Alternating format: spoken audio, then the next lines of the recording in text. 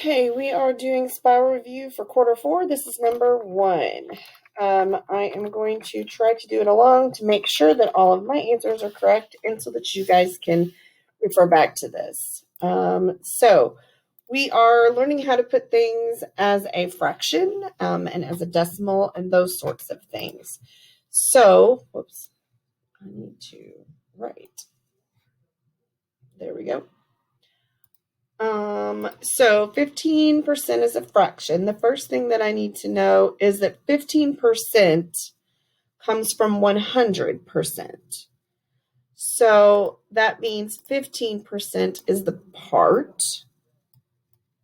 This should look familiar. Part of the whole. I love writing with a mouse. Which is 100. I'm going to test this to see whether or not I need to reduce, but I don't think it does, so I'm going to pause and check. Okay, so it does not, so your answer as a fraction will be, I need to get this to go away. You will type in 15 over 100. Okay, so the next problem, I wish it would let me write a little differently, but it doesn't.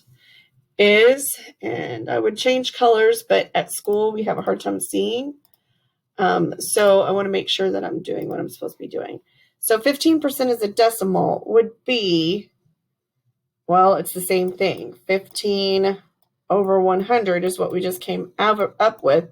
So if I say that, that is 15 hundredths.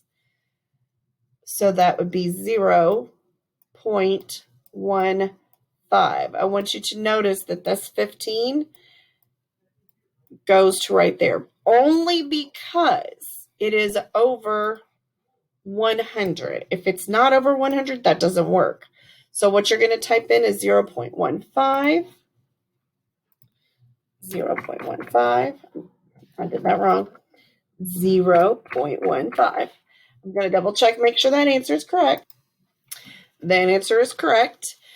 This next one wants you to just multiply 0.15 times 13. So let's get my writing back out. Erase. So we're going to do 0.15 times 13. At this point, I'm just going to pretend like there's no decimals. I'm going to multiply the regular way. 5 times 3 is 15. Carry the 1. 1 times 3 is 3, plus the 1 is 4. 3 times 0 is 0. Good. Bring down my 0. Do 5. All right, so carried my 0. 5 times 1 is 5. 1 times 1 is 1. 1 times 0 is 0. And now so far I've done nothing different. I'm just going to add. I'm going to do it without talking so that I can think. And then I'm going to count how many decimal places that I have up here. I have 1, 2. That's it. There's none down here. So I'm counting over my 2 decimal places, and I got 1.95. This 0 is not needed because it's just a placeholder. So the answer to this one should be 1.95. I'm going to check. And I was correct. The answer is 1.95. I'm going to type that in there. And we're going to do this second problem. We have already been covering this in previous. So I'm going to not there. I'm going to set this up. Cross multiply. 15 times, that's a times, 13 equals 100 times x. Okay, there's a little times. 15 times 13 we did over here. If I take off that 0, or if I use my calculator, I get 195 equals 100x. By this time, you should know that you're going to divide both sides by 100. If you need your calculator, grab your calculator. I don't have mine open on here, but I do have mine in person. and I've done it. So my answer should be 1.95 again. I wonder if this is something we might use later. Let's see. So I'm going to type in that answer. And then it tells me to do 1.95 plus 13.